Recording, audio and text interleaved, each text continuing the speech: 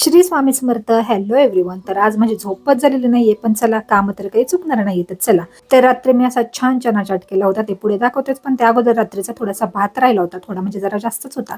मग चला म्हटलं मस्त फोडणीचा भात याचा करूया. तर कोणाकोणाला फोडणीचा भात आवडतो मला नक्की कमेंट करून सांगा. तर लहानपणापासून मला खूप आवडतो, पण सध्या ऍसिडिटीचा त्रास होतो, त्यामुळे प्रमाण थोडंसं कमी झालेलं आहे. तर सकाळी सकाळी मुलं उठली होती, त्यांच्या आंघोळ्या वगैरे झाल्या, मग त्यांना छान बदाम खायला दिले आणि त्यानंतर मी लागले फोडणीच्या भाताला. तर फोडणीच्या भाताची प्रत्येकाची स्टोरी आहे, कारण हा फोडणीचा भात मला नाही वाटत की 90च्या कुठल्या मुलांनी असं आवडीने खाल्ला नसेल. कारण सगळ्यांना म्हणजे त्या काळामध्ये ना शाळेत सकाळी शाळेत शनिवारी जाताना सुद्धा खायचा आणि प्रत्येक दिवशी नाश्त्याला असा फोडणीचा भात असायचा, जो की मला आजपर्यंत खूप आवडतो.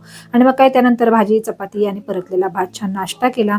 मग मुलांनी छान अभ्यास केला जरा वेळ, मग माझा आवरेपर्यंत त्यांचा अभ्यास झाला आणि मग त्यानंतर आम्ही थोडंसं बाहेर गेलो. तर माझ्या मिस्टरांचा बर्थडे येतोय.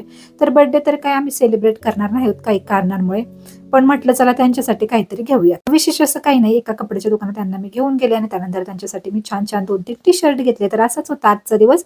व्हिडिओ आवडला असेल तर लाईक करा, शेअर करा आणि आपल्या चॅनलला सबस्क्राईब देखील करा. बाय.